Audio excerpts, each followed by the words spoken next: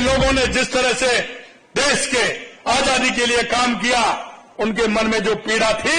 उस पीड़ा का आप अनुमान लगा सकते हैं क्या? कश्मीर राष्ट्रवादियों का मुद्दा, मुखर्जी ने छोड़ा था मंत्री पद, भजनलाल शर्मा ने कहा। राजस्थान के सीएम भजनलाल शर्मा ने कहा कि डॉक्टर श्यामा प्रसाद मुखर्जी ने आजादी के बाद कहा था कि देश की दिशा और दशा सही नहीं है, देश में राष्ट्रवादियों के साथ अन्याय हो रहा है और देश में हिंदुओं के साथ अन्याय हो रहा है। जब उन्होंने यह कहा तो उन्होंने उद्योग मंत्री के पद से इस्तीफा दे दिया और उन्होंने कहा कि वे कश्मीर जाएंगे। यह कश्मीर आज का मुद्दा नहीं है, यह उन राष्ट्रवादी लोगों का मुद्दा है जिन्होंने इस राष्ट्र को अपने खून से सींचने का काम किया है। हमें आने वाली युवा पीढ़ी को बताना चाहिए कि जिस दिशा में हम इस देश को ले जाना चाहते थे, अगर राष्ट्रवादी लोग उसके लिए खड़े ना होते तो देश उस दिशा में नहीं जाता। यह बंटवारा नहीं होना चाहिए। जो राष्ट्रवादी लोग थे, जिनके मन में राष्ट्र के प्रति पूरी संवेदना थी, पूरे राष्ट्र को लेकर के मजबूती के साथ चल रहे थे, जिनके अंदर मन में इतनी थी, हजारों सालों की गुलामी के साथ वो जिंदा थी, ऐसे लोगों ने जिस तरह से देश के आजादी के लिए काम किया, उनके मन में जो पीड़ा थी, उस पीड़ा का आप अनुमान लगा सकते हैं क्या? कि जिन्होंने आजादी के लिए सब कुछ खो दिया और एक दिन में कुर्सी के लिए विभाजन हो गया, इससे बड़ी कोई त्रासदी नहीं थी।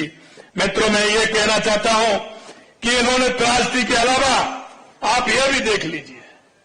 देश आजाद हुआ, अंतरिम सरकार बनी, अरे कोई भी नहीं छोड़ता है, लेकिन डॉक्टर श्यामा प्रसाद मुखर्जी जी ने जब कहा था आजादी के बाद में कि देश की दिशा और दशा ठीक नहीं है, देश के अंदर उन राष्ट्रवादी लोगों के प्रति अन्याय हो रहा है, देश में हिंदुओं के प्रति अन्याय हो रहा है, जब उन्होंने ये बात कही तो उन्होंने उद्योग मंत्री पद से इस्तीफा दिया और उन्होंने कहा कि कश्मीर में जाऊंगा। ये कश्मीर आज का मुद्दा नहीं है, यह उन राष्ट्रवादी लोगों का मुद्दा है जिन्होंने इस राष्ट्र को अपने खून से सींचने का काम किया है, खून से सींचने का काम किया है।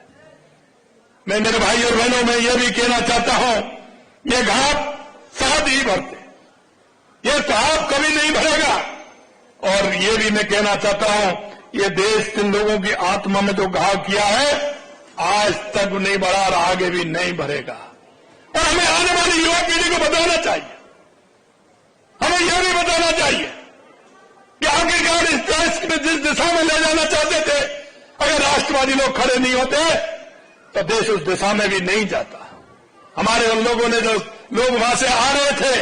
उनकी सेवा करने का काम हमारे राष्ट्रीय स्वयंसेवक संघ के लोग कर रहे थे। उनको स्टेशनों पर ला रहे थे, बस स्टैंडों पर ला रहे थे, उनके लिए व्यवस्था कर रहे थे, लेकिन इनमें से कोई उनकी देख